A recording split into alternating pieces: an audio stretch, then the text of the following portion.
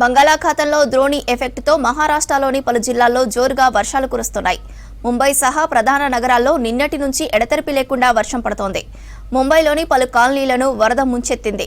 లోతట్టు ప్రాంతాలు పెద్ద ఎత్తున వరద నీరు చేరటంతో యెల్లో అలర్ట్ వార్నింగ్ జారీ చేశారు వాతావరణ శాఖ అధికారులు.